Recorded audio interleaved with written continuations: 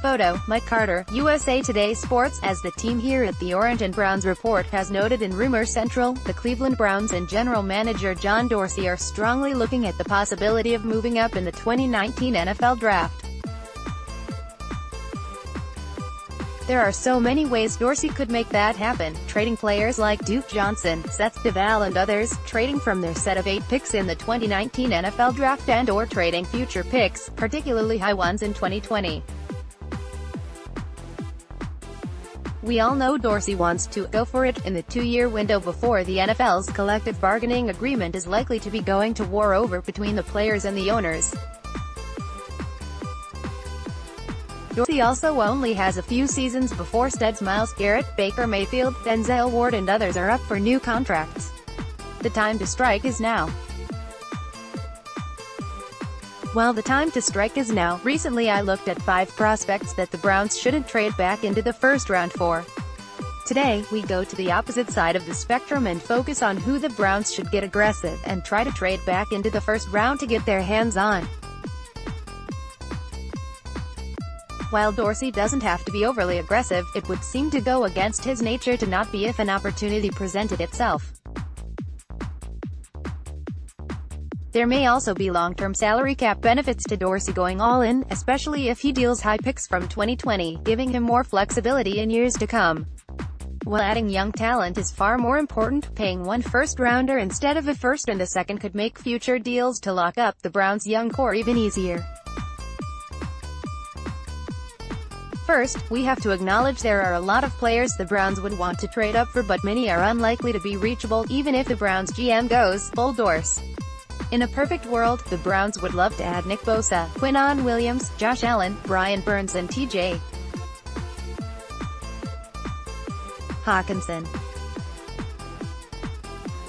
Those players are all likely top 5 to 10 picks, and as we've discussed in Rumor Central and Ask the Insiders, the Browns would struggle to put together a package to get that high. Thankfully, because of the dire need for quarterbacks in the NFL, a few of the other names on the board could fall out of the top 10 and into a range where the Browns could make a move. Some would require pretty large moves, while others could be had at a smaller price. Here are 5 prospects that I would trade up for if I was the Browns, in order of how high I expect them to get picked and how valuable I see them for the team. The higher on the list, the more expensive the trade-up would be. 1. Ed Oliver, DL, Houston. My love for Oliver is known on Twitter, as I think he should be a top 3 pick in this year's NFL Draft. From everything I have learned and shared in RC, the Browns are also very high on Oliver. They see a disruptive player for the middle of their line that would replace Sheldon Richardson after a couple of seasons but come in right away to give them a rotation that would cause problems for years to come. While fans and media tend to focus on edge pass rushers, the NFL is becoming more and more a league where quarterbacks are getting the ball out of their hands quickly. That means interior disruptors, like Aaron Donald, are more likely to impact the passing game than edge rushers. While Oliver has a long way to go to become Donald-like, and Pro Football Focus or others are down on him, Oliver pushing the pocket could mean a lot for the Browns' defense. Oliver is an elite athlete for his position, as Kentley Platt shows with his raw score, here compared to Q. Williams, Donald and Geno Atkins, still testing card colors for. For the sake of this test, pretend Quinnen Williams is on the Saints and Ed Oliver is on the Buccaneers.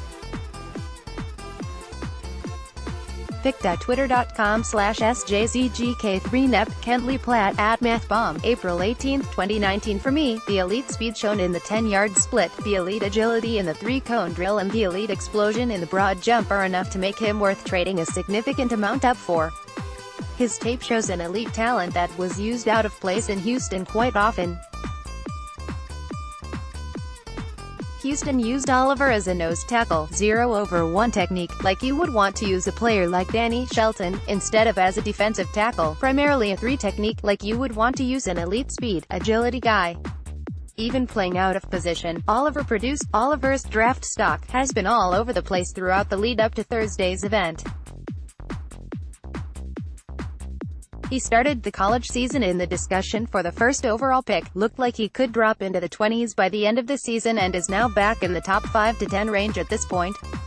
Should he fall a little bit, due to size, QB overdrafting or other needs being filled, Dorsey could call with his 2020 first-round pick plus whatever else, to move up from no. 49 all the way up into the top 20 picks. Oliver would be worth it. 2. Montez Sweat, edge. Mississippi State Sweat is an interesting case, as his stock on the field is still high, but he has been knocked due to a health issue due to a heart condition. Last year, a heart condition caused Maurice Hurst to fall out of the first round and all the way to the 5th round, with many teams having him off their boards. Sweat hasn't missed a game because of the condition, but it still could impact his stock. Many believe Sweat is a top 10 type pick, and if a team keeps him on their board, he will still go in that range. The idea is if you are willing to draft him at all, you draft him where his talent dictates. That isn't how the real world works. NFL teams are often risk-averse, even when data says they shouldn't be, and Sweat's condition is a risk. While many teams are likely to still have him on their board, the added risk of his heart limiting his production or length of career could drop him down to a place where Dorsey could jump up and get him. Sweat is an exciting edge prospect with 11.5 sacks last season, backed up by his 4.41 40-yard dash at the combine. Much like Oliver, would provide a great rotation on the interior of the defensive line with Larry Ogunjobi and Richardson. Sweat would give Browns defensive coordinator Steve Wilks options coming off the edge. Garrett has proven to be elite in his first 2 seasons and can move up and down the defensive line. Olivier Vernon, coming over from the Giants, and Jannard Avery can make plays with their hand in the dirt or standing up. Sweat would give the Browns a fearsome foursome of pass rushers. Dorsey may still have to trade into the top 20 to get the Mississippi State product, but he could get a steal at a linchpin position with Sweat. 3. Noah Fant, Iowa. The lone offensive player on this list, Fant is the other tight end out of Iowa along with Hawkinson. Fant is an elite athlete who can play in-line or split out as a receiver. While the Browns already have David Njoku in place, adding a player of Fant's caliber would put opponents in difficult positions all game long. Fant has proven he can be a quality blocker in the run and pass game, which would allow the Browns to use him for extra protection while the defense still has to be worried about him releasing on a delayed route. The Browns have a lot of weapons for Baker Mayfield to throw the ball to, but being able to run or pass with 2 tight ends makes things very difficult for defensive coordinators. Leave linebackers in to stop the run. Very few can cover Njoku or Fant. Go small, with extra defensive backs. The Browns can run the ball down the opponent's throats. Going back to Ross as a metric, Fant is only knocked for his overall size. Everything else is elite, and a score of 9.89 out of a max of 10, with the 12th pick in the. Noah Fant posted elite. Pic.twitter.com/usenalvoguo, Kentley Platt, @MathBomb, April 18, 2019. Another metric used is the spider chart produced at Mock Draftable. You can see that Fant is in the 90th percentile in many of the important athletic testing categories. Fant, despite sharing time with Hawkinson in a questionable offense, still produced at Iowa, especially when it came to putting points on the board. In his final 2 seasons with the Hawkeyes, Fant accounted for 18 touchdowns.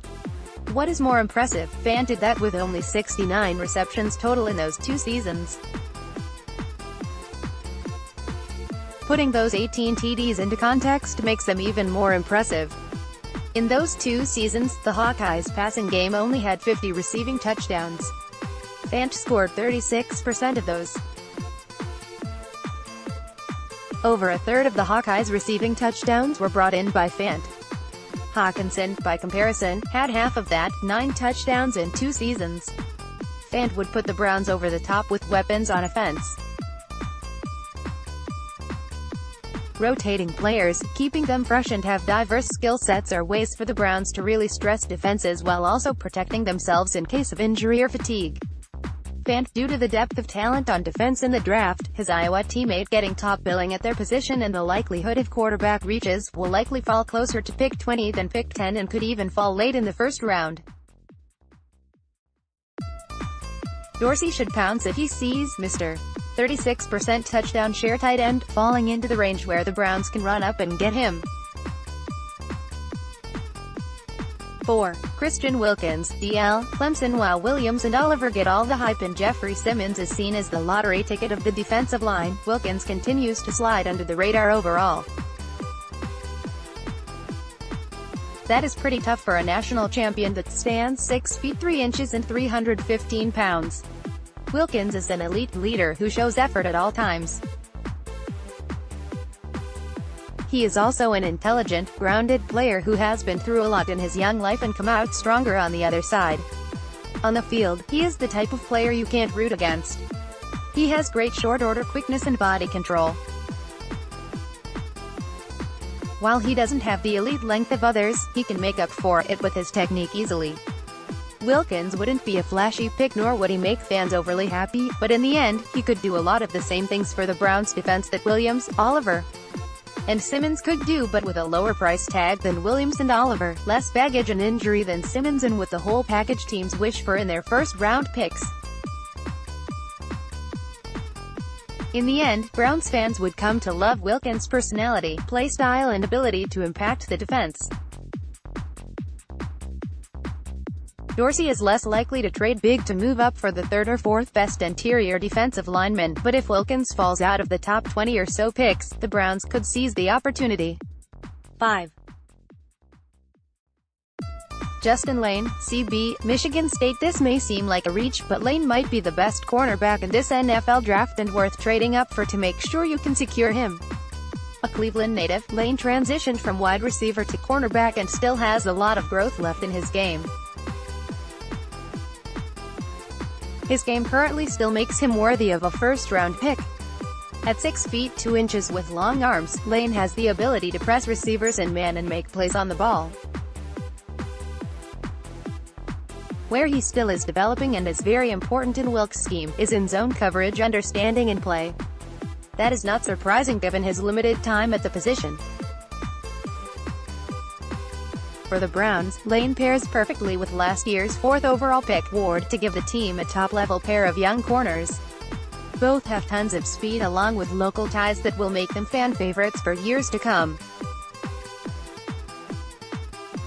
Their speed and physicality make them less scheme-dependent than most corners coming out as well. Joe Marino over at the Draft Network summarizes Layne like this: a highly regarded wide receiver recruit, Layne transitioned to cornerback as a freshman and developed into a shutdown defender in college. Given his length, play strength, ball skills and route anticipation ability, Layne is best used in a press-man role at the next level. He has the physical upside to excel in zone, but he must develop in terms of spacing and route awareness. A physical player, Layne is disruptive early in routes and at the catch point, while playing with no hesitation when needed to play through contact and make a tackle. Layne should be an eventual starter with a fairly high ceiling as he continues to learn the nuances of the cornerback position. Whether Dorsey and Wilkes believe Layne can grow in his own abilities, as I believe he can, would be decisive for whether the Browns would make this move.